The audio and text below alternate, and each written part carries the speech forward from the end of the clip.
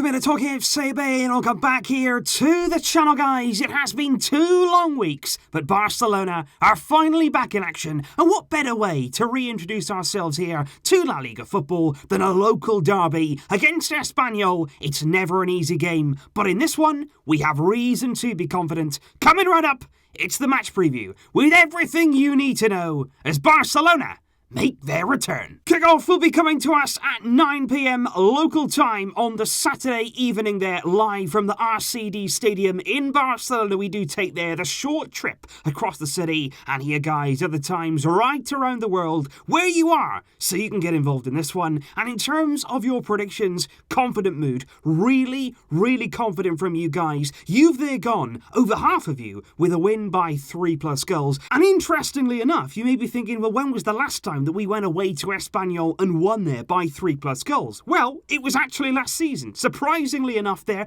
Barcelona went away to Espanyol and won by 4-0 there in a demolition back in December. It'll be interesting to see whether we can replicate that sort of dominance in this game, in what should be a really good weekend of football, because elsewhere in La Liga, Sevilla will be in action there on the Friday night. They're going to be back in action a day earlier than the rest of the top 4. They're going to be playing at home tonight against Athletic Club. Meanwhile, on Saturday, 3 out of 3 of the big 3 in La Liga are all in action, because Real Madrid will begin 2020 with a really big test there, away to city neighbours Getafe, who are currently 6th in La Liga. That's not an easy game there for Real. And then in the game after that, Atletico Madrid will play host to Levante in their opening match of the new year. Atleti will be hoping to start with a win. And here you can see the league table as it stands going in to the next round of fixtures. Barcelona are the top there, 39 points. Real Madrid on 37, Sevilla on 34, and Atletico Madrid there in 4th place on 32. But when it comes to our neighbours Espanyol, things are very different. You need to take there a very long trip from the top of the table right the way down to the bottom, because despite qualifying for the knockout stage of the Europa League, which, to be fair,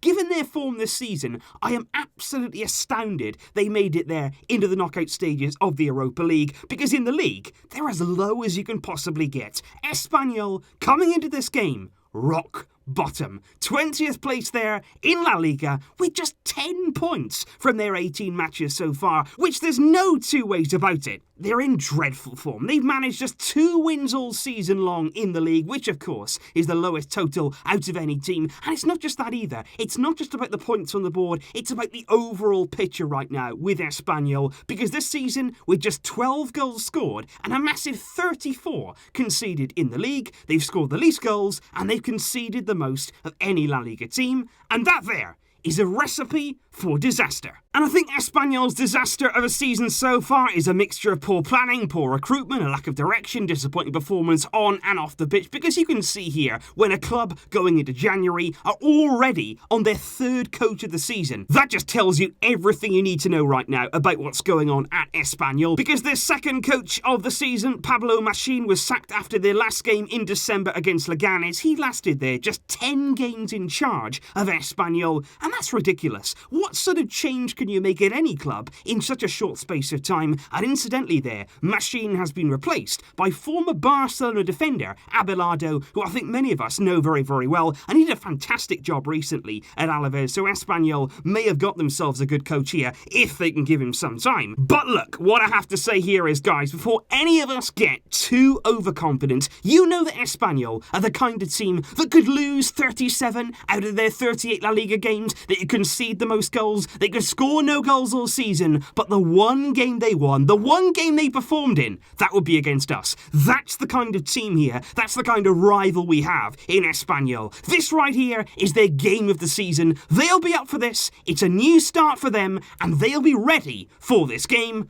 We have to make sure we condemn them to more misery. And if we do indeed now move on to the side of Barcelona, where things are looking pretty good from our point of view. We're top of the league, not only just top, but also out on our own ahead of Real Madrid. And coming into this game here, we are now 10 games unbeaten in all competitions, 7 of those being wins, and we haven't lost a game since early November. So on the side of things there, things are looking pretty good. The mood is good, the confidence is good coming into this game, but you all know about when you're coming back into it. We've had a 2-week break here, the players games have gone away, they've had some downtime, they've relaxing, and now it's getting straight back in to that mentality and the mood you need in these kind of away games to get that result. We've got to plug ourselves in, we've got to get that intensity right from the word go here in a very, very difficult atmosphere. Barcelona, they have to be ready. And in the words of Ernesto Valverde, I want to talk now about some things that he said in the pre-match interview ahead of this one, because interesting here on our midfield options. He was basically asked there about Arthur Melo, about his injury, about his recovery, where we might expect to see him in the future, and he said we will see if Arthur can recover this time within the expected time frame. He said I would not like his injury to be like the previous season where it was something that went on for the entirety. If we have to wait a little longer for him to recover, we will wait. We need him at 100%. And that for me there is quite interesting words there on Arthur Melo. We know now he's been ruled out for yet another 3 weeks with this groin problem, but it's interesting that the Valverde talks about last season and basically says there that Arthur was carrying that issue all season long. Some sort of problem here that's been in the background for Arthur, that's been niggling away, and this time around we've got to make sure he gets over the injury, that he recovers. Will he be back in 3 weeks? We will have to wait and see. But it was interesting too to hear and talk there about the departure of Carlos Alenia and also there about the future of Arturo Vidal.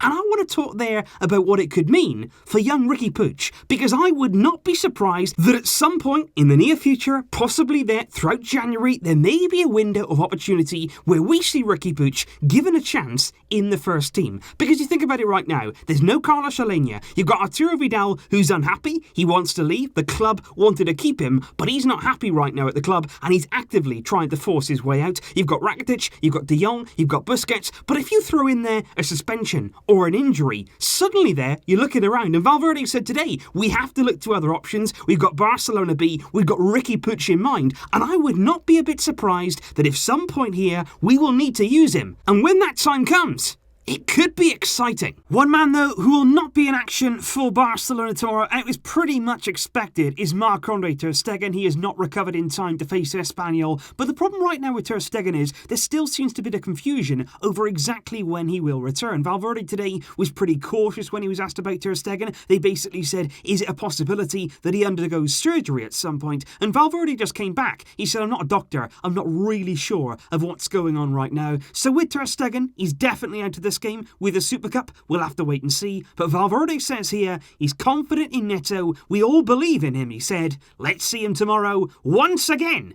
in the colours of Barça. But if we move on now to the expected lineup from Ernesto Valverde going into tomorrow's game, and I would be very, very surprised here that we didn't see something very similar to this out there tomorrow. You've got Neto, of course, starting in goal. You've got Jordi Alba there at left back, Clement Longley and Gerard Piqué at the centre of defence. I think Sergio Roberto will keep his place there in the right back area. And then in midfield, like I say, you're not exactly blessed with an abundance of options right now. I think Busquets there will be in holding midfield. You've got Frenkie de Jong to give you some legs there in the midfield area, and Ivan Rakitic, I feel, is very, very likely there to start in this game. And then at the front three, you know it picks itself. Suárez, Messi, Griezmann. Valverde was asked in the pre-match interview, are they fresh? Are they ready? Have they been training? Have they got back in time? He said everything is fine. They've been training well. They're ready to go. And I think tomorrow, Griezmann, Suárez, Messi, hopefully there, that trio and that team can take apart Espanyol. And of course, it is about that time now where we do move on to the score prediction for this match. It is a local derby, it is the very first game back, and it is away from home. All those things stack up against Barcelona, but I think in this game we are going to win,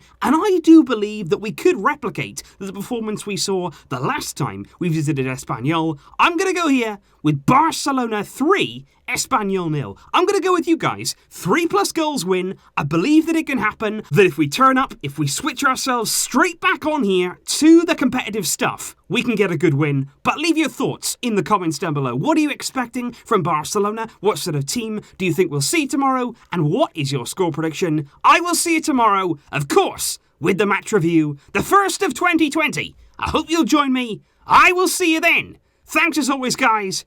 But until next time, as always, Visca el Barça.